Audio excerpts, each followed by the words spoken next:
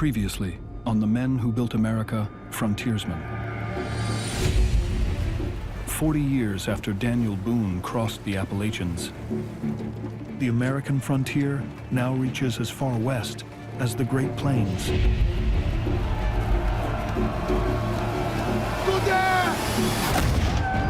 Famed Shawnee war chief Tecumseh falls in battle, and with him dies the dream of a pan-Indian homeland. Andrew Jackson defeats Great Britain in the War of 1812, a victory that propels him to the presidency. His bitter rival, Davy Crockett, seeks a fresh start in the Mexican territory of Texas. You somebody like you, Crockett? What he finds instead Haller, Texas! Haller, Texas! is a fight for freedom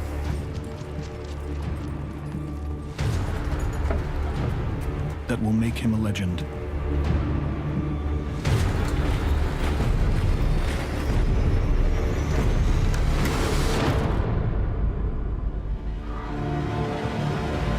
Been the last one standing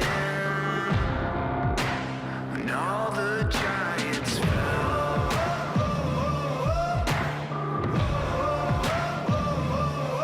I won't shiver, I won't shake. I made a stone, I don't break. Staring at the pressure now, I won't quit, not backing down. I was born ready. I was born ready. Open my eyes, don't lose, and you'll see why I was born ready.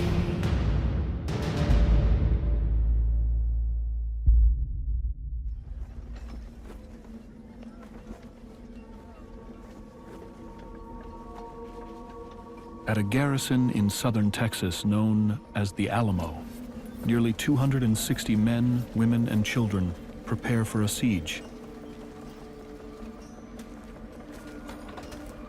Among their commanders is celebrated frontiersman Davy Crockett.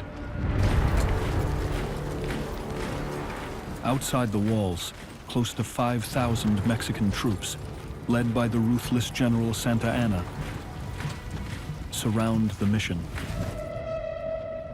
The Texians believed that Santa Anna's troops were 2 months out. But once Crockett got to the Alamo and it became clear that Santa Anna's troops were on the march and they were much closer than had been anticipated, there was no getting out of it at this point for Crockett.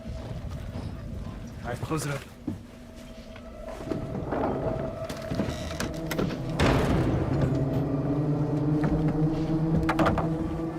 All right, stand the walls. Let's go, go, go!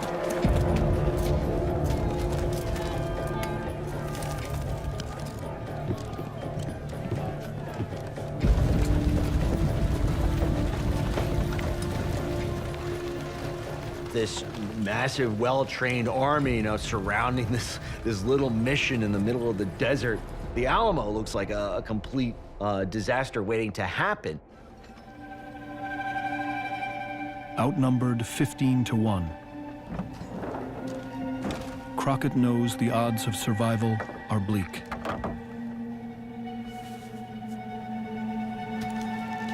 Man, there's a thing that happens when death's at the door.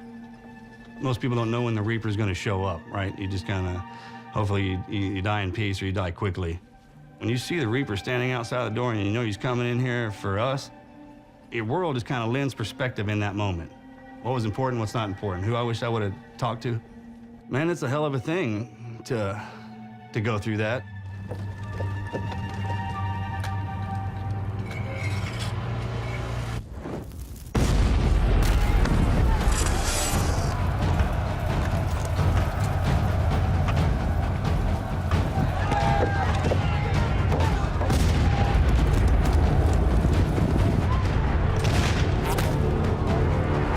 Over the course of an hour, Crockett and the Texans repelled the Mexican advances 3 times.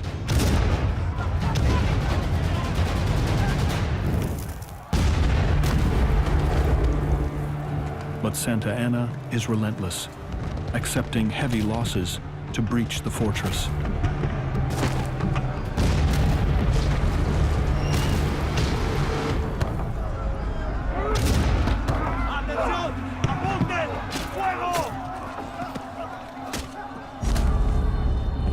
Santa Anna sent his troops from many different sides, wave after wave after wave of men who scaled ladders and swarmed literally like locusts.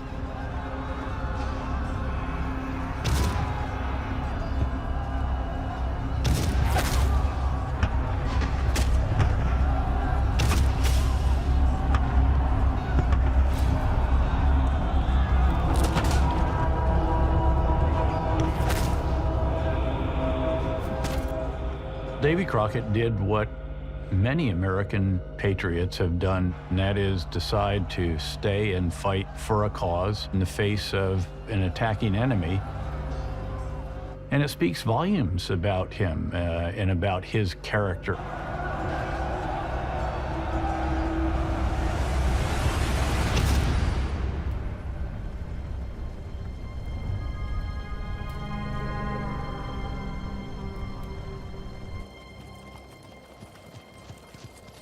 "90 minutes after the battle begins, the Mexican army takes the Alamo. Almost all of the fort's defenders are killed.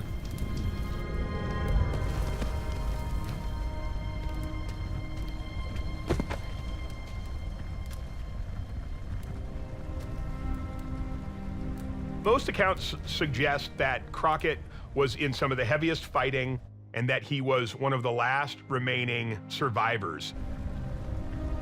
They were led out and executed right in front of Santa Anna.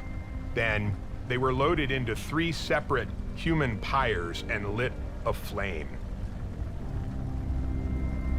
For Crockett to live this incredible life on the frontier and then die at the Alamo sealed him as legendary.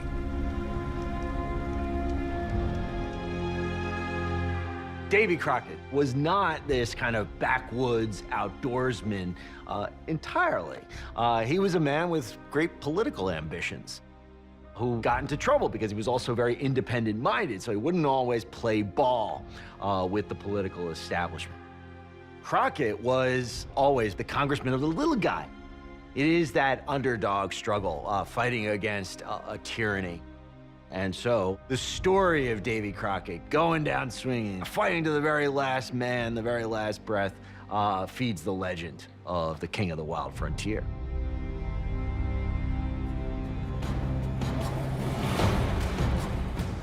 Word of the slaughter at the Alamo soon spreads across the country.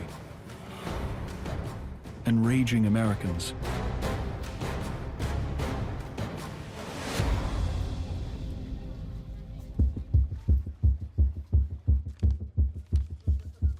in Washington, President Andrew Jackson sees the defeat in Texas as a much bigger concern. By 1836, Mexico is a significant territorial rival in North America.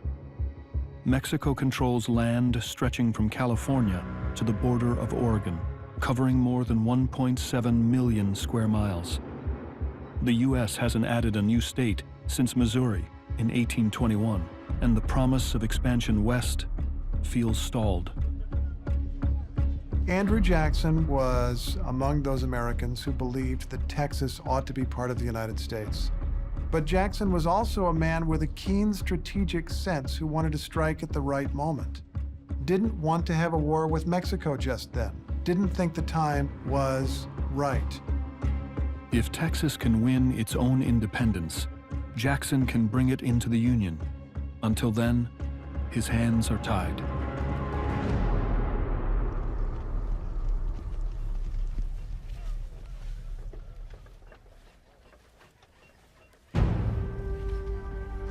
Fortunately for Jackson, one Texan sees the crushing loss at the Alamo as an opportunity. His name is Sam Houston. Crockett and Sam Houston both served in Andrew Jackson's militia during the Creek War. Houston became famous for the Battle of Horseshoe Bend, where he was impaled through the groin with an arrow and had one of his other soldiers yank it out, and he just kept on fighting. And Houston also was really a rugged frontiersman. Houston is now the leader of some 370 untrained men. They comprise the Army of Texas. And their fight for independence isn't over. To increase his numbers in the face of a much larger enemy, Houston calls on Texans to avenge Crockett's death and remember the Alamo.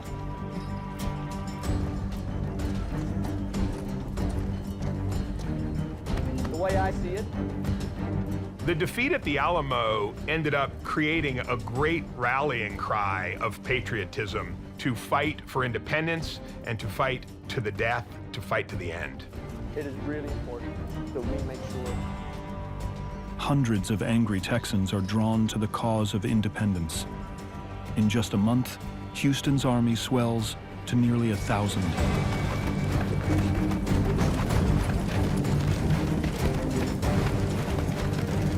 They're positioned near the San Jacinto River, right in the path of General Santa Anna and 1,500 Mexican troops.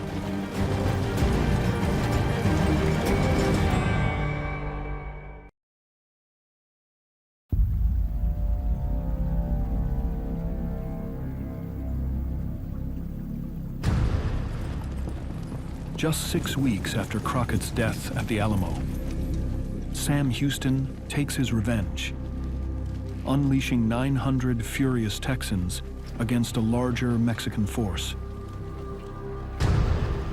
Santa Anna is camped near the San Jacinto River, where the Texans surprise them.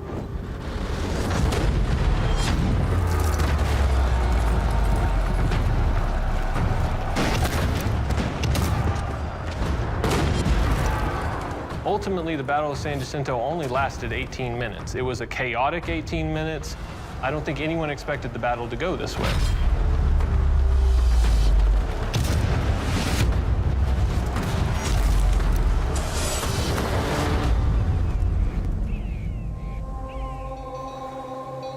Over 630 Mexican soldiers are killed. The Texans suffer just 11 casualties. The crushing defeat leads to Mexico's surrender.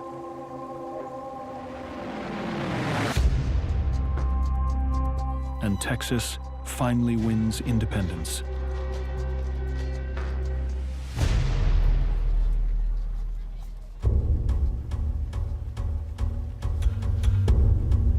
Back in Washington, D.C., Jackson welcomes the news. He's dreamed of Texas joining the U.S. for years, but the future of Texas is caught in the growing debate over slavery. Congress wasn't willing to go along with annexation because Texas would enter the Union with slavery. And the addition of Texas would tip the balance in the Senate in favor of the pro-slavery side. The result of this was that Texas remained in this limbo for almost a decade. In 1837, Jackson's presidency ends with one goal unfulfilled: a nation stretching all the way to the Pacific. Andrew Jackson remained politically involved even after he retired. He was writing constant letters to people, giving very strong opinions about subject after subject after subject. And he was a man who believed in the expansion of the United States. Expansion in the Southwest may be stalled, but the United States still has a claim in the Northwest.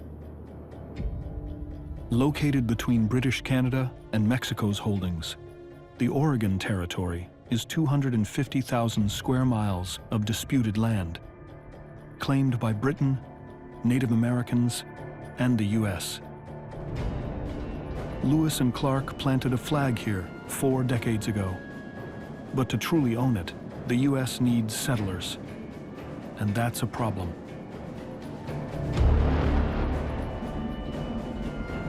Americans really didn't know how to make it to Oregon. They were aware that there was very fertile farmland there, but no one was exactly sure how to make it there. And the entire prospect of traveling all the way across the nation was understandably daunting.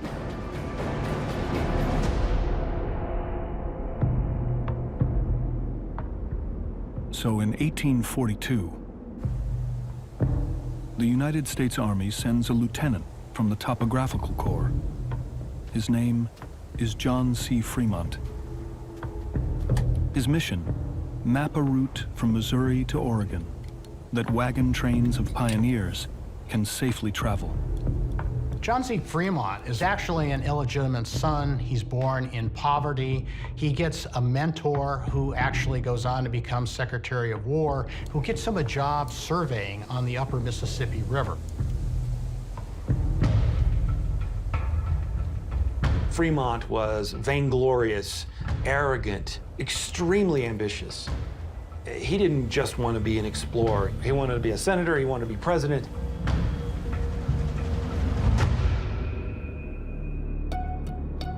But he's never been west of the Mississippi.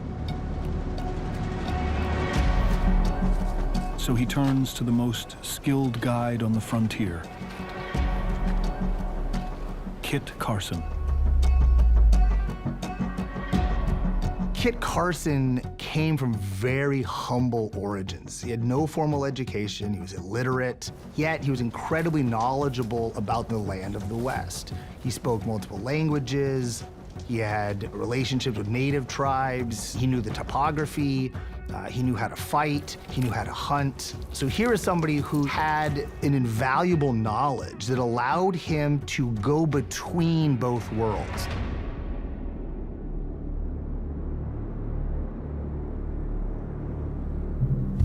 Growing up, Carson was raised among frontier legends and mastered wilderness skills at an early age. Carson was born in Kentucky, and he moved to Missouri as a child. His family became close friends with the Boones. They lived in a place called Boone's Lick. The Carson family, of course, was quite well aware of Daniel Boone and his legend. There was this desire to keep that westward movement going, to keep finding the frontier, to keep breaking ground. They were literally carving a civilization out of the wilderness there.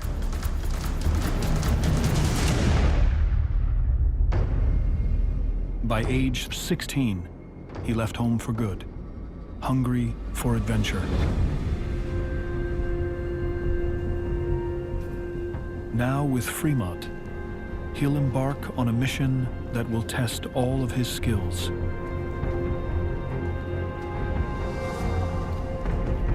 Fremont and Carson were a bit of an odd couple. They were completely opposite. Today we might say Fremont was a bit of a nerd and Carson was the cool kid.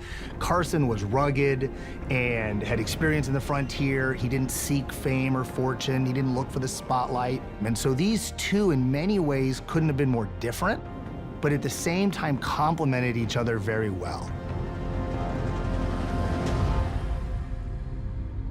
Over the course of 5 months, Fremont and Carson lead some 36 men more than 2,000 miles through treacherous terrain, known for extreme changes in temperature and altitude.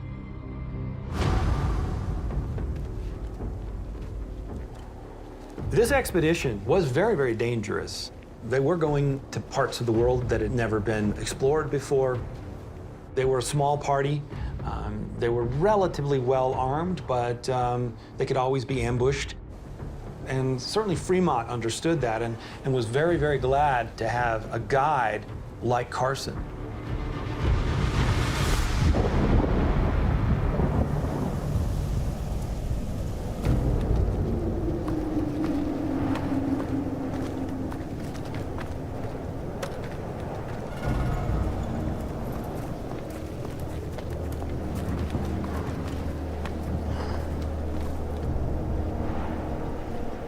On October 24th, 1843,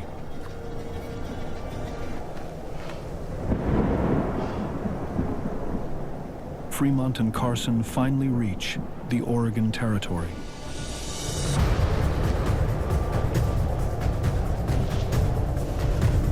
We made it! The path they chart becomes famous, the Oregon Trail. It paves the way for 400,000 settlers to move west in the decades to come,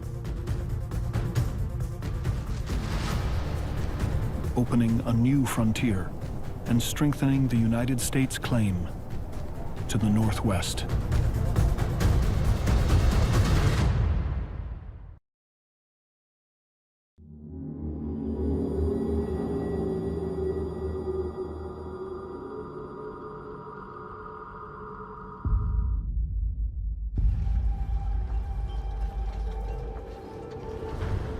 One year after Carson and Fremont reach Oregon, the 1844 campaign for the presidency is underway. In my opinion, our national security requires the annexation of Texas and should not stop until our domain extends from ocean to ocean. Dark horse candidate James K. Polk believes in one thing above all: expanding America's borders. It's a vision he shares with his mentor, Andrew Jackson. We're vulnerable here and here, and we're going to continue to be vulnerable unless we secure our borders to the south and to the west. I couldn't agree more. Andrew Jackson was known as Old Hickory because he was so tough. James K. Polk was known as Young Hickory, the idea being that he was a sapling in Andrew Jackson's model. The last two presidents have done nothing. They're useless. They're afraid to act. We have to take Texas. That has to be our first priority. Polk was a younger generation of politician as the 1844 election approached. Jackson made clear that if you were a supporter of Andrew Jackson, you would go with James Polk.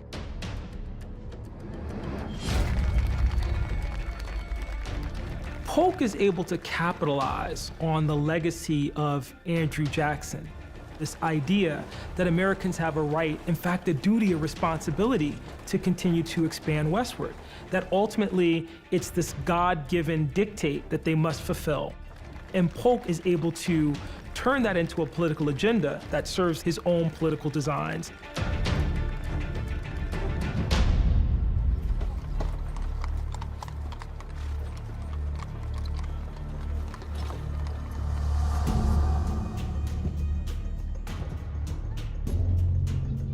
Polk rides a wave of popular support to the White House, then immediately delivers on his campaign promise.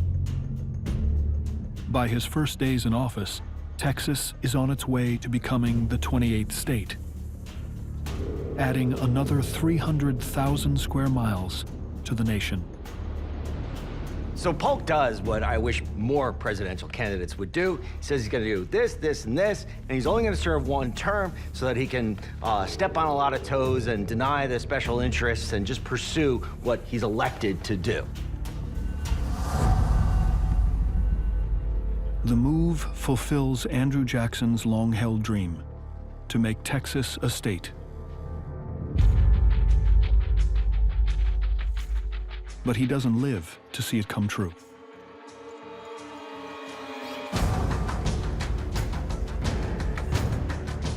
Jackson's legacy was firmly establishing the principle that the ordinary people of America wielded political power. He was a self-made individual. He didn't have an inheritance. He didn't have name recognition handed to him. Today, people don't like Jackson largely because Jackson's hard Indian policy offends modern sensibilities.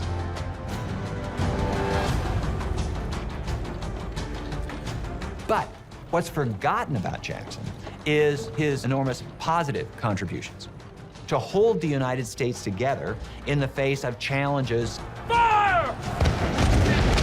And defend the United States against foreign attack. Jackson recognized that the American experiment in self-government was an ongoing experiment, and its success was not guaranteed. He was the one who really imprinted that on the American psyche. Jackson was emblematic of the contradictions of the American frontiersmen. It was all jumbled together in this one huge figure, the impressive and the not so impressive, and the good and the appalling.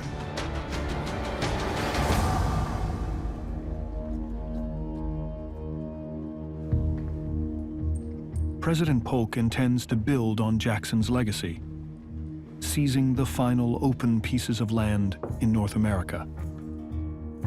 Polk isn't content to just look at Texas. Of course he wants Texas, but he's going to look broader beyond that. Polk wants the entire continent. There's just one concern. Mexico controls most of it, including the biggest prize, California. This is what I want, and this should not be hard to take. Overflowing with natural resources, California also has over 3,000 miles of coastline, offering unparalleled access to Pacific trade, something every president since Jefferson has coveted. California is a very desirable place in the world, very beautiful and very fertile. The Mexicans, of course, have their claim to it. The British are quite interested in settling it and expanding the northwestern territories for themselves. Americans knew all about the glory of California, the immense wealth of California. There was a very important trade already going on in hides, animal hides. And above all, Americans were interested in the main ports. Thank you, gentlemen. That will be all.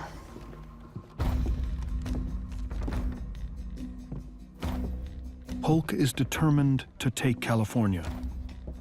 But with Congress unwilling to start a new war, he devises a secret plan.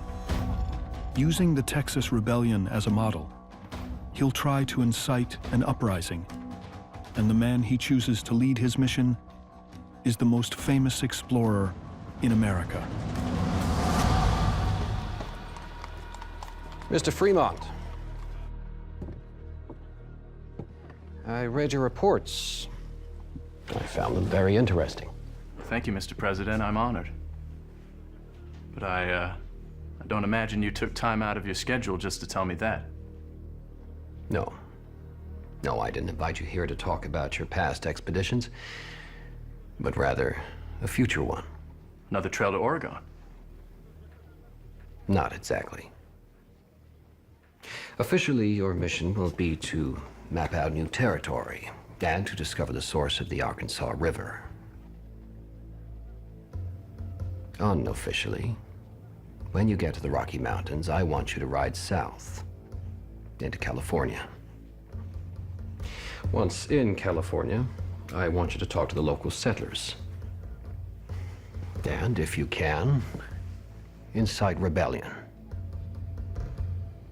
And you're sending me because you don't want it to appear to be a military operation.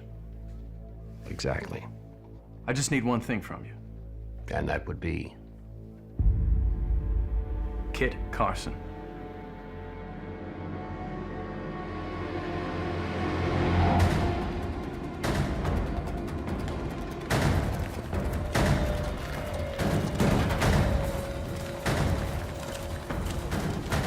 President Polk was purposefully placing an explorer in a capacity to take advantage of any sort of instability in California.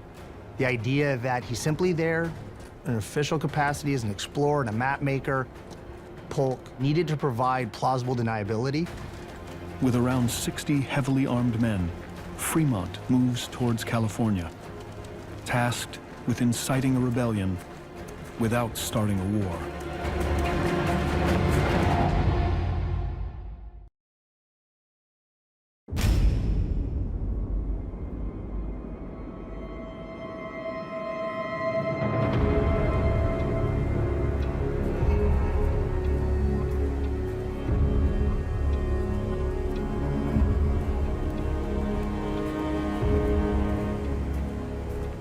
John Fremont and Kit Carson are on their way to California, part of President Polk's covert scheme to extend U.S. borders all the way to the coast.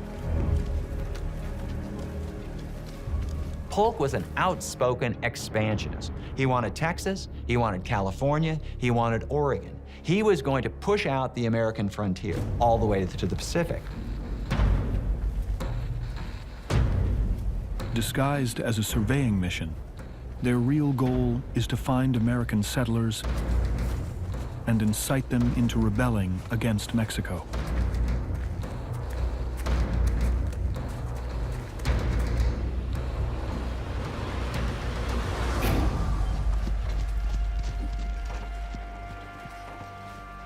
By winter, Fremont and Carson arrive at Sutter's Fort in modern-day Sacramento, the first American settlement in California.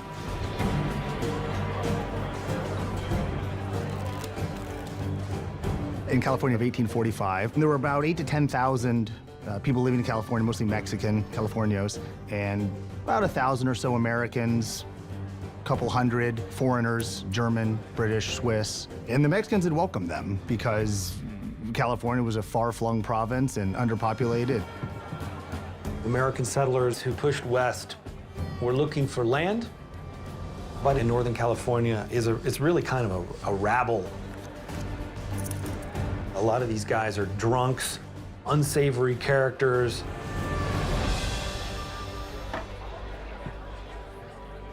You look empty there, friend. Can I buy you a drink? Can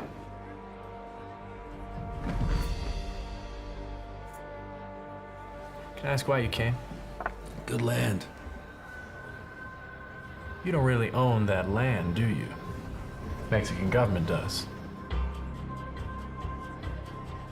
Mexico allows Americans to settle and work the land, but not to legally own it, infuriating settlers and playing right into Fremont's hands. Mexico's hold over California is quite tenuous. And lo and behold, there's John C. Fremont in the middle of all this explorer who has these secret orders from Washington, who's very well connected, who's part of the Army. Now, did you know there's a Mexican fella in charge of California? Did you? That's because he doesn't come around. When Fremont showed up in California in 1845, he found a populace that was deeply disenchanted with Mexican rule.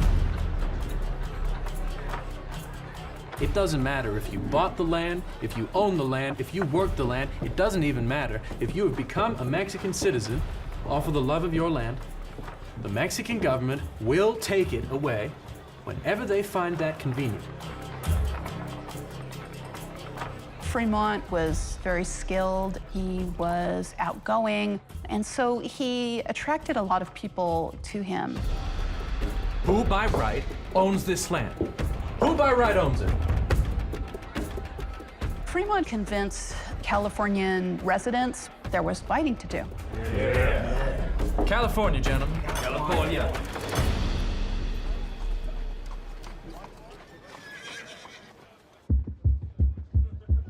In Washington, Polk impatiently awaits news from Fremont, hoping California's settlers will rise up on their own. He knows Congress won't approve a war with Mexico unless the U.S. is attacked.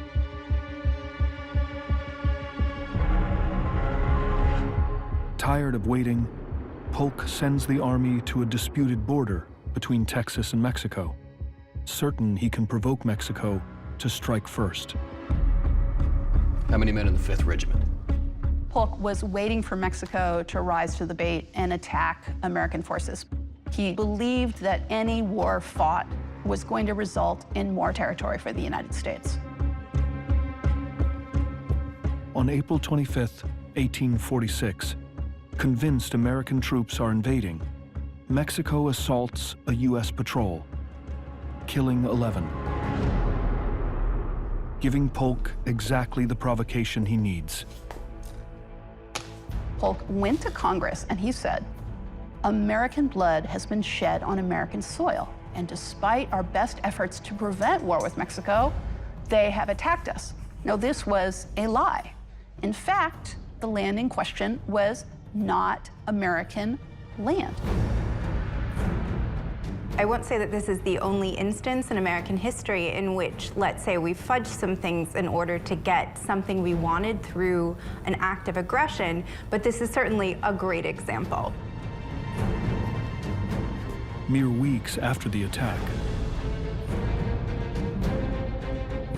the U.S. declares war on Mexico.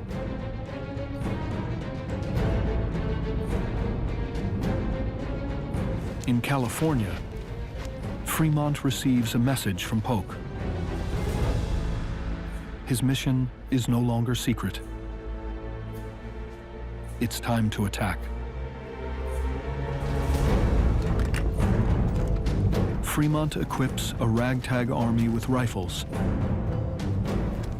then marches toward present-day Sonoma. His goal, win California for Polk at any cost.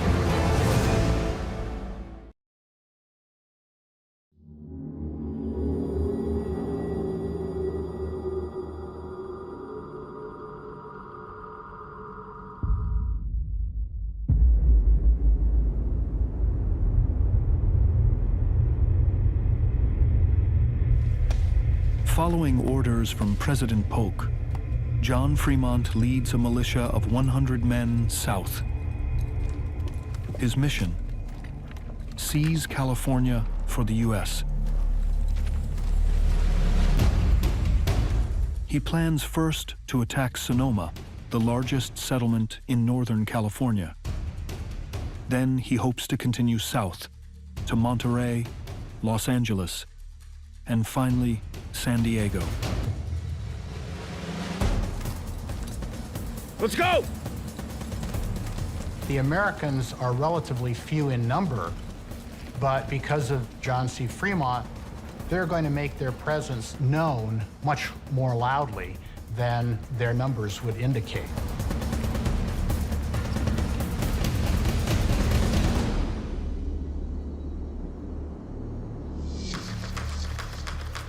Relying on grit and determination, Fremont and Kit Carson begin their improbable conquest.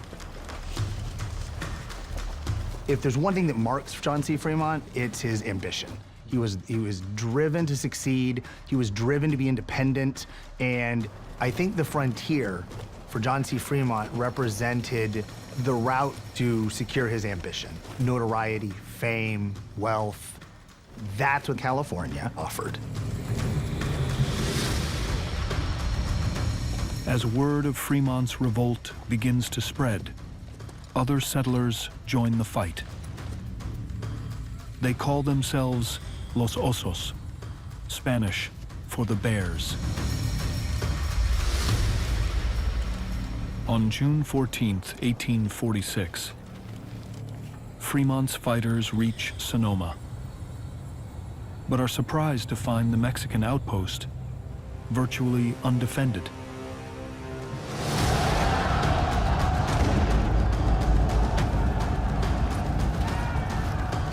They capture it in what becomes known as the Bear Flag Revolt. To mark their victory, they raise a makeshift flag, made from a cotton sheet and decorated with a red grizzly bear. The design will later inspire the state flag of California. All right, let's go! This revolt that begins to emerge, it was enough of a movement to take hold, at least in Northern California, and to start this process of the American conquest of California.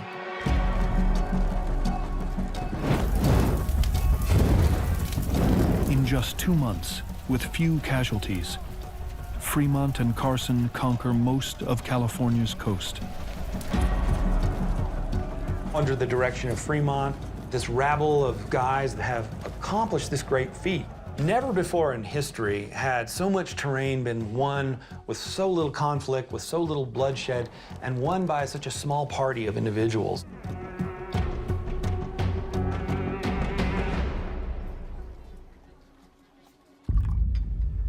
Polk's plan to win California seems to be working, but without communication, he has no idea if Fremont and Carson are even alive.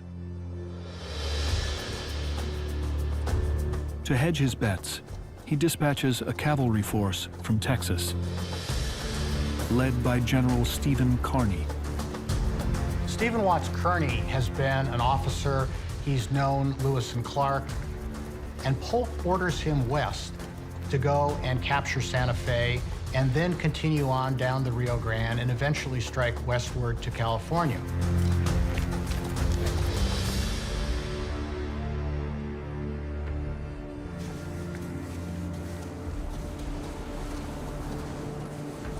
In early August 1846,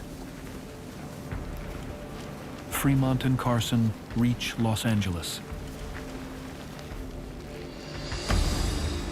After joining forces with U.S. Marines sent by Polk, they seize the city, and with it, the final Mexican stronghold in California.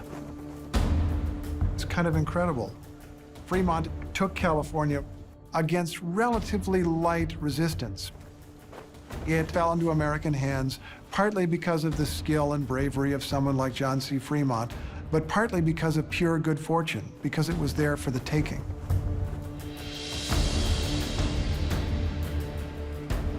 It was at that point Fremont assumed that California was theirs, that they had taken it. They believed that Mexicans weren't really good soldiers. They believed that they were sort of indifferent politically, and they took this as a sign that California was theirs. Fremont, always ambitious, wants to share his good news with Polk quickly.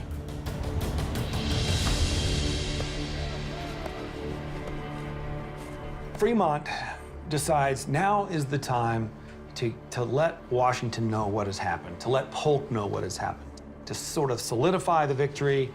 Fremont was interested in expanding his own celebrity, making this conquest part of his own personal story. Fremont decides to send a courier east.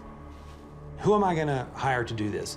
Well, why not the most competent and pragmatic, strongest member of my expedition? Kit Carson.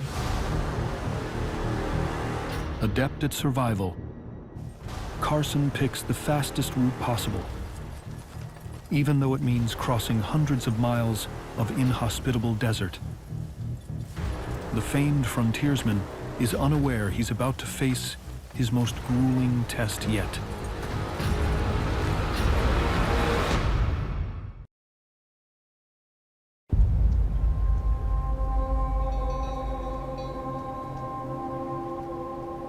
By 1846, Kit Carson is one of the few Americans to ever reach California.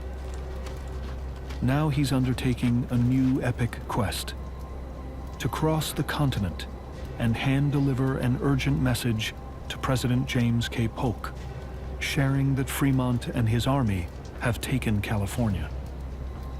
He sets out from Los Angeles with orders to travel to Washington and back, a distance of 6,000 miles in 140 days.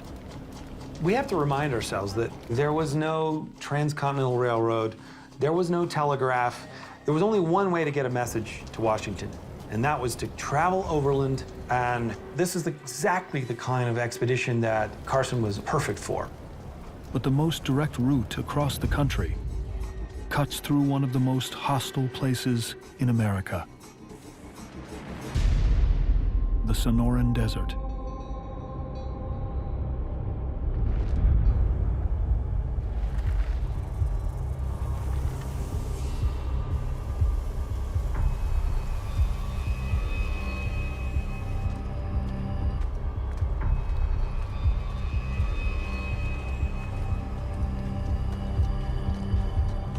Well, for Kit Carson to cross the desert in what's now the Southwest would be a very difficult situation.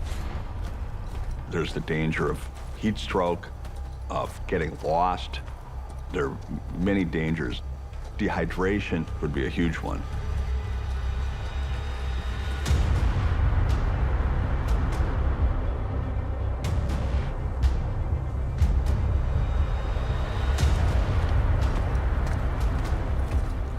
Carson's frontier skills make him uniquely suited for this test.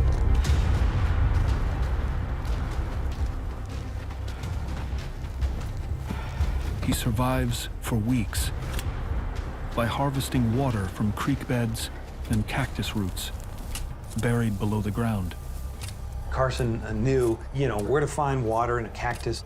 He had a little trick where he would nick the ear of a mule and drink its blood. He had all these little tricks up his sleeve.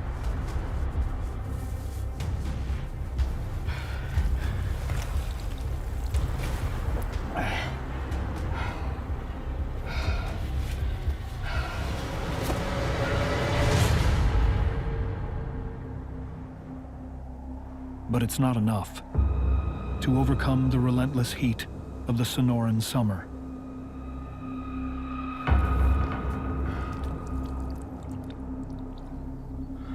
Typically, say a 155-pound male would need about 1.5 liters of water a day to stay alive. If you're crossing a desert in the heat, instead of 1.5 liters a day, you need 1.5 liters an hour.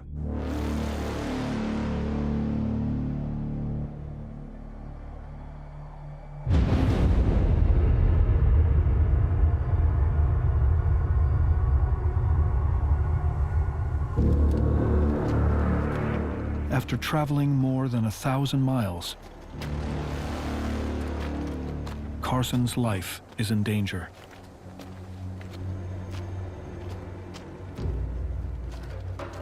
In the desert, as one's body becomes dehydrated,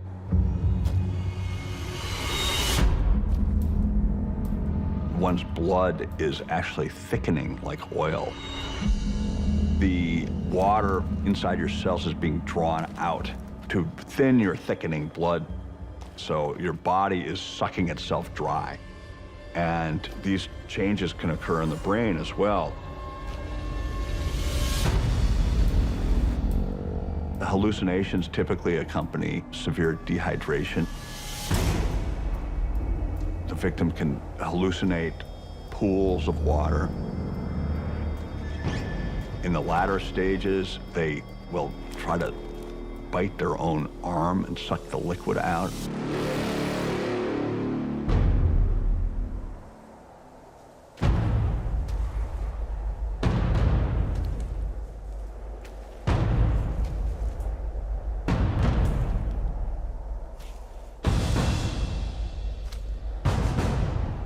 Then finally, relief is on the horizon.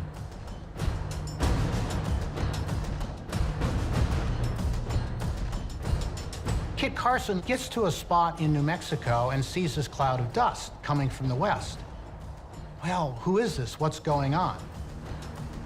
It turns out to be the Army of the West.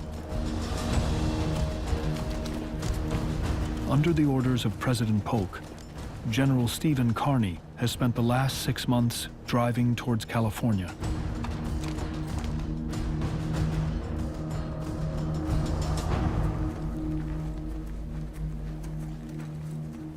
If you have any extra supplies you could share, I'd appreciate it. Where is it you headed? Washington. I have a message I need to relay. Where from? California. Well, that's where we're headed. We ride out in the morning. What'd you say your name was? Kit Carson.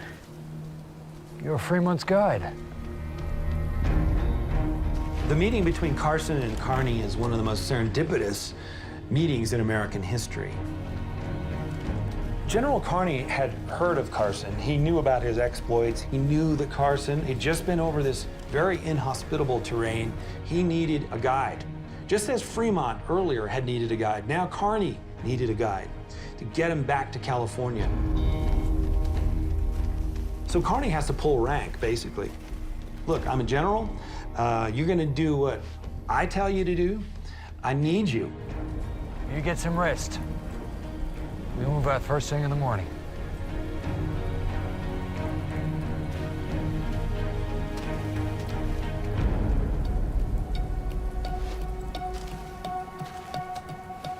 Kearny recognized that Carson was an experienced guide, had been on these expeditions with Fremont, and I think Kearny just made a sound decision. He said, you know where you're going, take me into San Diego.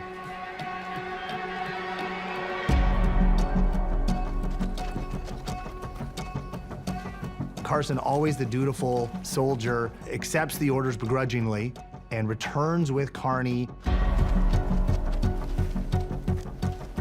So Carson is guiding Kearny west, and he probably is fuming, he's resentful, he probably hates this expedition. But there he is again, moving back and forth across this huge nation. Carson heads back into the desert, unaware that he's walking straight into a war.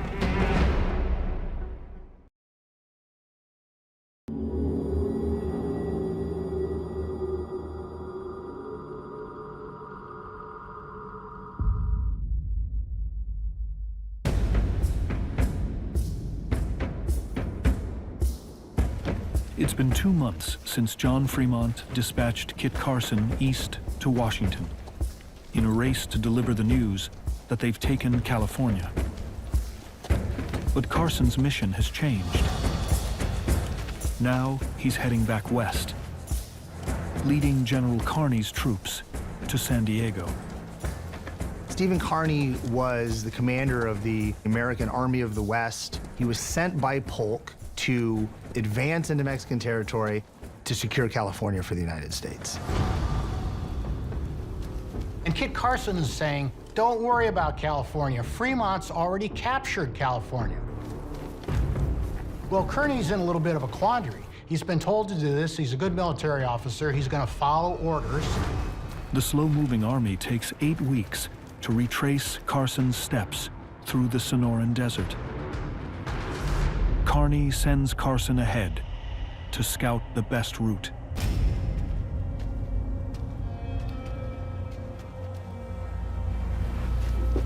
"50 miles outside of San Diego, Carson discovers that Mexico is far from defeated, and its army is on the move. They get near San Diego. Carson rides ahead, and wait a minute, California is not conquered. Everything is kind of turned around now. The Americans have lost ground. Initially, Fremont's troops encountered almost no resistance, taking towns from Sausalito to Los Angeles. But now the Mexican army has surged north, reclaiming the territory, and Fremont is trying to regroup. Fremont sends Carson back to basically say, we've won, and everybody should celebrate. Well, those greetings were a little bit premature. Essentially, the Mexican army had regrouped and reorganized, ready to defend their land.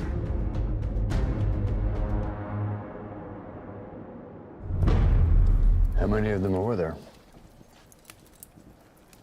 100, maybe more. Well mounted, too. Kearny's men have marched from Santa Fe, New Mexico. His men are cold and tired. It's raining. His powder is wet. And despite all of this, Kearny thinks he can engage with the Mexican army. We have to attack. You with me? Yes, sir.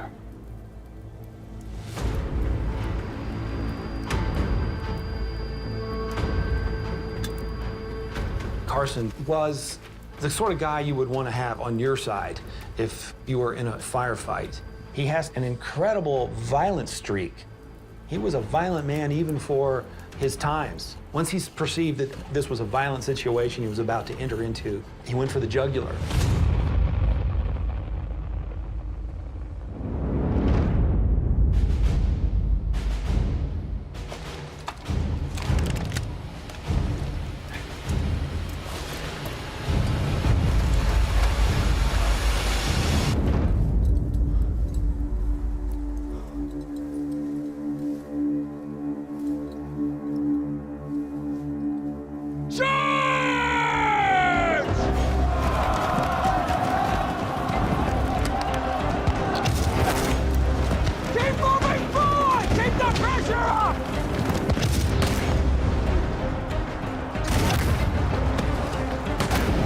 Kearny completely underestimates the Mexican presence.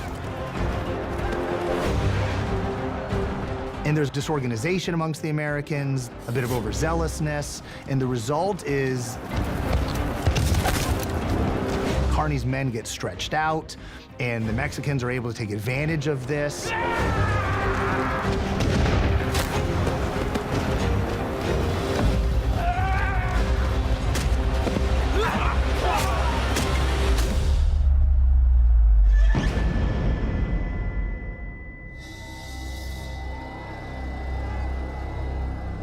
Carson is momentarily unconscious.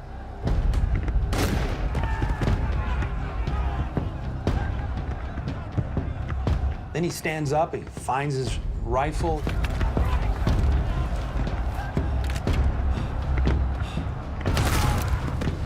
He begins to pick off the enemy one by one. It's classic Carson. Carson grew up with a gun in his hand. He could shoot straight. He was calm, he was composed. He would dispatch you as quickly as possible. He would talk about a firefight. He would say, that was the prettiest fight I ever saw. Almost like a mafia killer. The Mexicans suffered some wounded. But it's this point that Kearny realizes he's in trouble. Kearny himself is nearly killed in this conflict. It's nip and tuck whether they're going to survive this thing. Retreat! Retreat!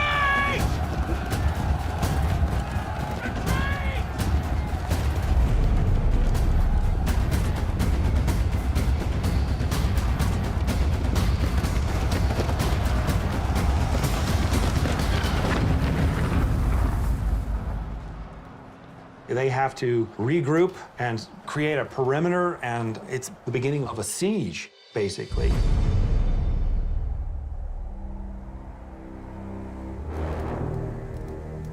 The siege at San Pascual goes on for several days, and Kearny realizes that they're not going to survive this. They don't have enough food and water and ammunition to hold out much longer. What he needs to do is find out whether there are any other American forces in the area. How many troops do you think are still out there? More than we've got. You need to sneak someone through enemy lines.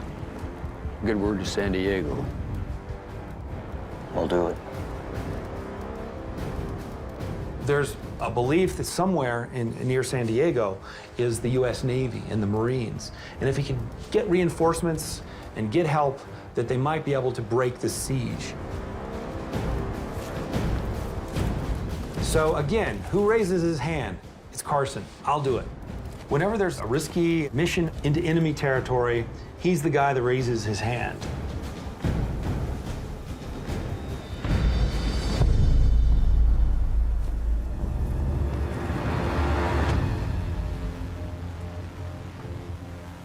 But San Diego is 40 miles away.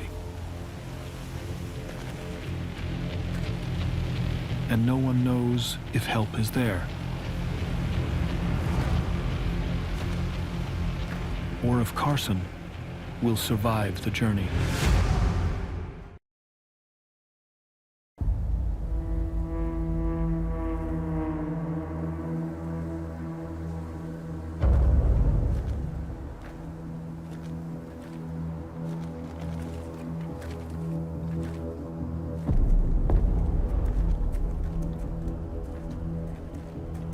Kit Carson has just volunteered for a mission that could cost his life.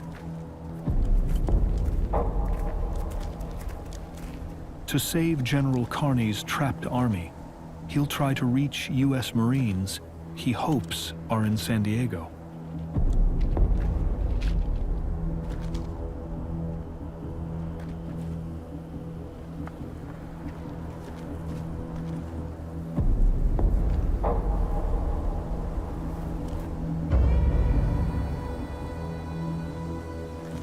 You have to imagine the danger inherent in this mission.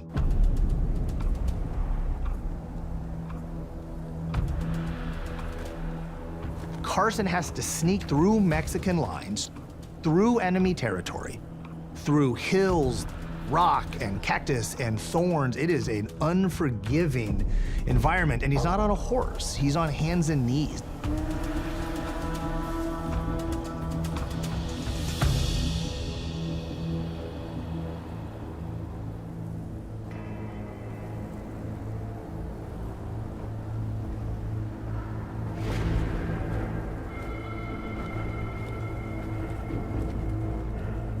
He's got to now make his way across this expanse of desert with prickly pear and all kinds of cactus. He is traveling in enemy territory. It's just another one of the exploits that contributes to the mythology of Kit Carson as this kind of incredibly plucky, self-reliant guy.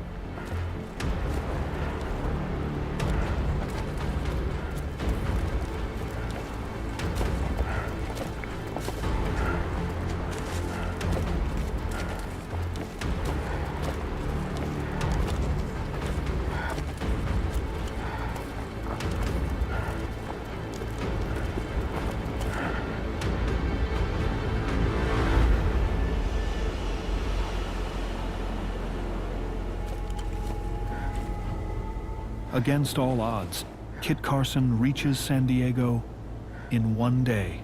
Halt! Who goes there? Hold your fire! Wait, I'm an American. General Kearny sent me.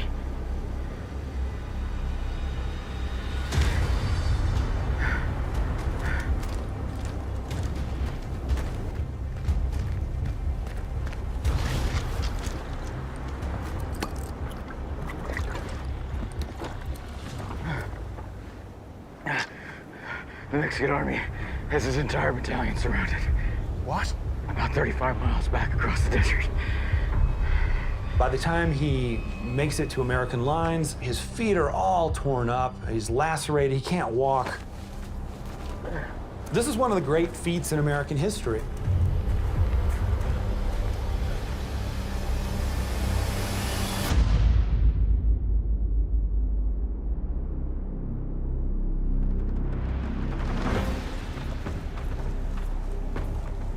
After a brief reprieve, Carson returns to San Pasqual with 200 reinforcements.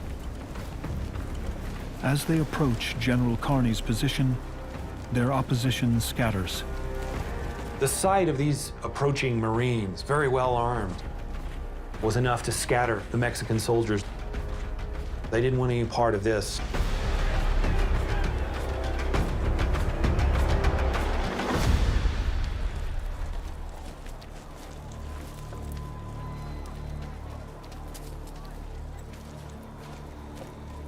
Carson learns Kearny has survived, and now intends to continue his mission. We'll make straight for San Diego, resupply, then on to Los Angeles. You think we can take it? We'll see.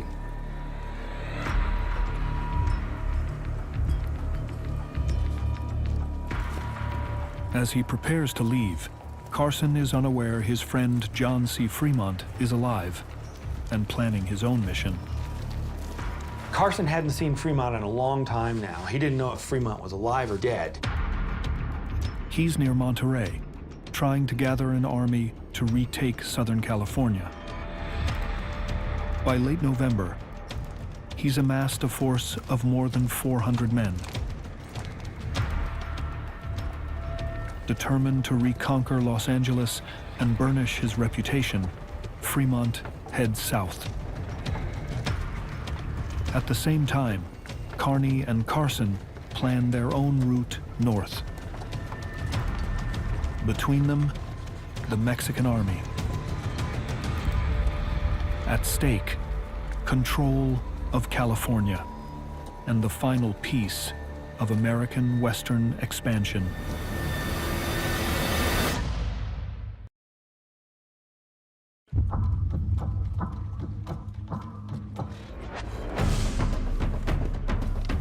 President James K. Polk is determined to seize California. But his plan depends on the outcome of a battle erupting 3,000 miles away.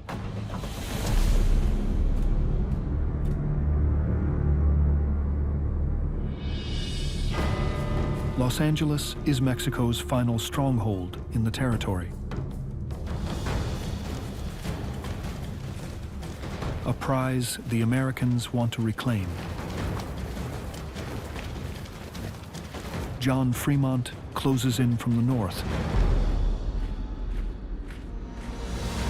As Kit Carson and General Kearny move to attack. Think about Los Angeles. You have Kearny approaching from the south. And Fremont was advancing along the coastal range and controlled the Cahuenga Pass. There wasn't really anywhere for the Mexican army to go.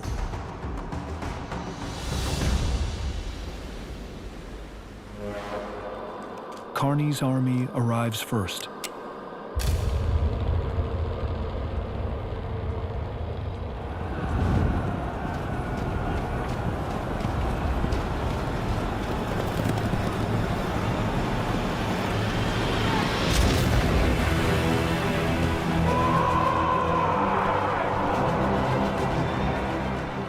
And overwhelms the enemy, defeating them in a matter of hours.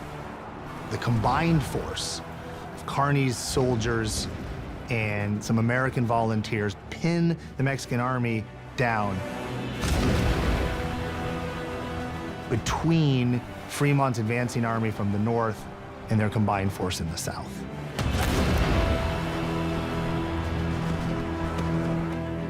The Mexican army realizes, look, we're surrounded, and decided that it was time to capitulate.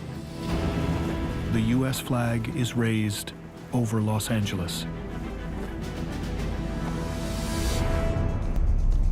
But the war isn't over. Polk had basically gotten what he wanted. California was in American hands, New Mexico was in American hands, Texas was secured, and Polk decided it was time for the war to end. Unfortunately, Mexicans had no interest in ending the war. They were angry, and they refused to come to terms. To force Mexico's hand, Polk launches an invasion. Grabbing California, the United States actually had to land an army on the coast of Mexico at Veracruz and then march up and take Mexico City.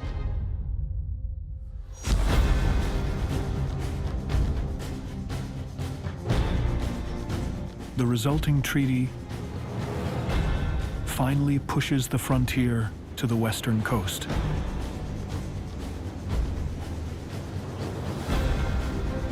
Fulfilling the dream of building a nation that spans from the Atlantic to the Pacific. American expansionism, this is something that has been on the agenda right from the American Revolution with Daniel Boone.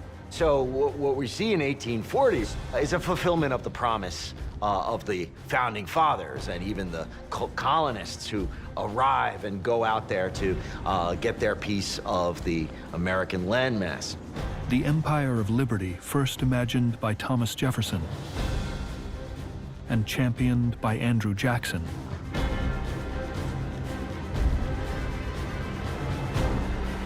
is achieved by the unlikeliest of leaders, James Polk. President Polk is one of our most underrated presidents. I mean, this was a very powerful man, a guy with very clear intentions. When Polk assumed office, he looked west and he saw all that land and he said, you know what, I want it all. It was really one of the greatest land grabs in the history of the world, to take that whole western third of the continent and to get it all in one generation. If you want to understand how important Polk's presidency was, just consider this. California, if it were an independent country, would be the 5th largest economy on Earth. Imagine American history without California. And then imagine Mexican history with California. The history of the entire world would be different.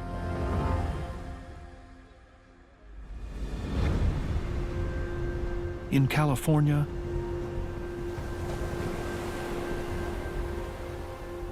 John Fremont is appointed temporary governor of the territory. He and his trusted partner, Kit Carson, parted ways 6 months before. But now... Sir. Hello, Carson. It's good to see you again, sir. With the war over, they finally reunite. Carson hadn't seen Fremont in a long time now. He didn't know if Fremont was alive or dead. And theirs was a deep and lasting friendship. So Carson was probably very, very glad to see him. Well, there's plenty of work to be done. If you'd like to stay on, I could certainly use you. Yes, sir. Fremont goes on to become California's first senator, while Carson fights for the Union in the Civil War. But it's their adventures on the frontier that make them legends.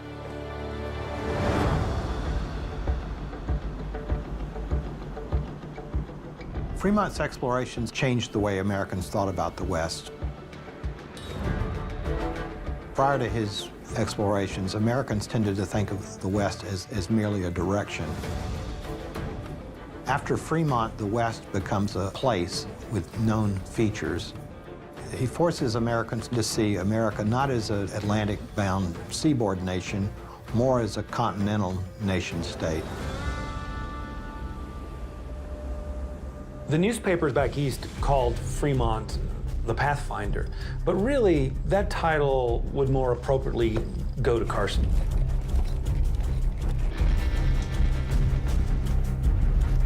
Carson was the real Pathfinder. He's the one that kept the expeditions on track and out of harm's way. These two men just sort of desperately and rather profoundly needed each other in order to accomplish everything that they accomplished.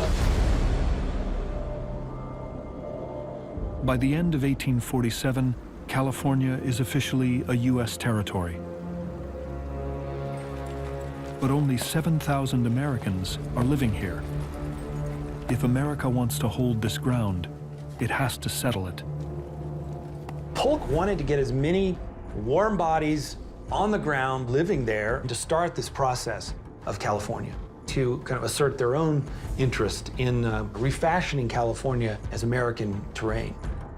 There was a policy on the part of the U.S. government to get as many people out there. Because if you had boots on the ground populating these territories, well, that makes it a fact that this is the future of America. And nothing motivates settlers more than the chance to make a fortune. In January of 1848, the promise of California pays off.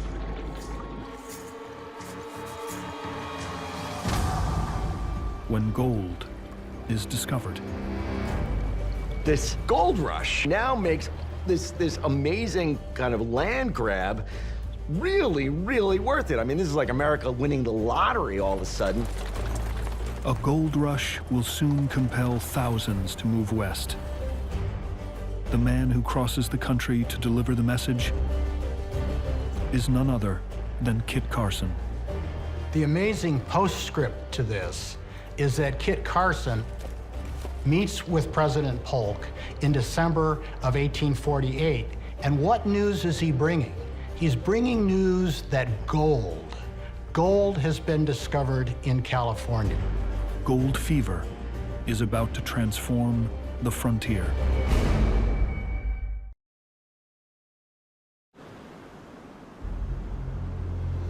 With the addition of California, the United States at last stretches from sea to sea.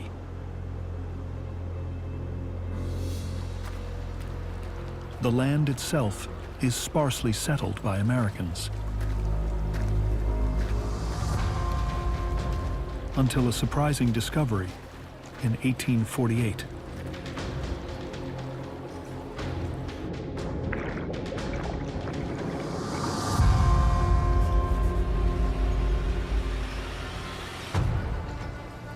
Gold. Gold was discovered in California in early 1848. No one expected anything like this. California, when the United States acquired it at the end of the war with Mexico, was about as far from the civilized portions of America as you could be and still be on the face of the planet Earth. Nobody expected that California would be settled in any hurry. Word of the find travels quickly, igniting gold fever across the United States.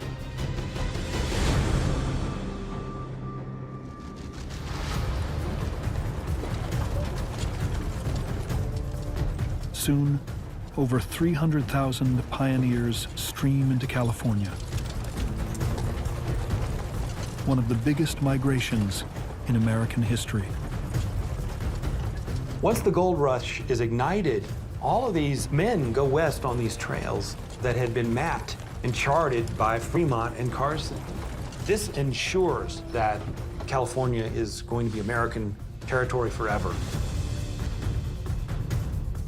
Over the course of the gold rush, settlers mine over 750,000 pounds of gold, generating more than $2 billion. Over 61 billion today.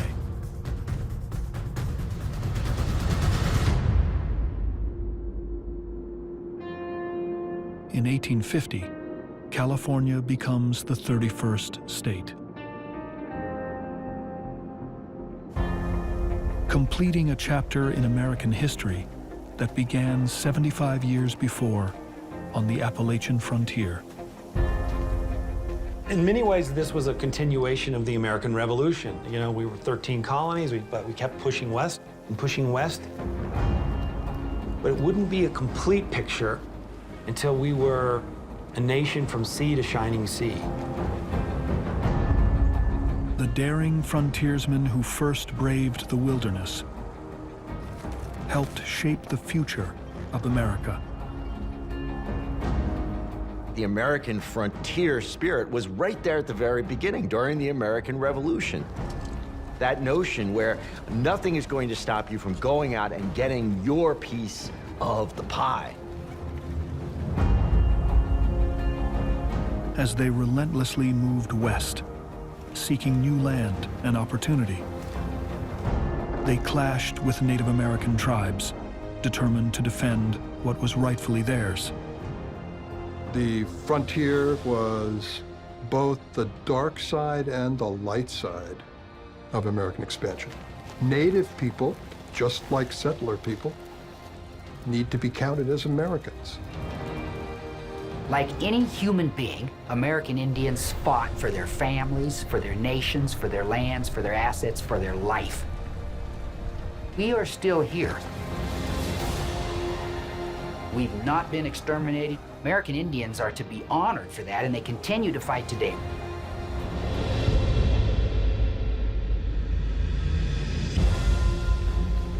Brave explorers mapped the unknown, blazing trails for settlers to follow. Bold and resourceful, the frontiersmen became American legends. Come on, man! There was always a fascination with this image of the Pathfinder, with buckskin and rifle, sort of going out into the great unknown. icons who inspired generations with tales of their endurance and skill. The kind of people who would go to the frontier were tough, and they seemed to relish danger and the unknown. The frontier was not for the faint of heart. The frontier was hard, and it bit back, and it hurt. Fire! They were willing to put up with insane risks. This was a world without outlaws. There were no laws to be outside of. You kind of created your own code. The frontier itself helped forge the nation's identity and has come to define the American spirit. Congratulations, Captain. The frontier is in America's DNA. It is the way we think of ourselves. We no longer think of ourselves as a frontier society, but we like to think of ourselves as these individuals. That was, in essence, frontier. The frontier represented the quintessence of American opportunity. The frontier disappeared from American history over 100 years ago. But the frontier remains very much alive in the way Americans define ourselves.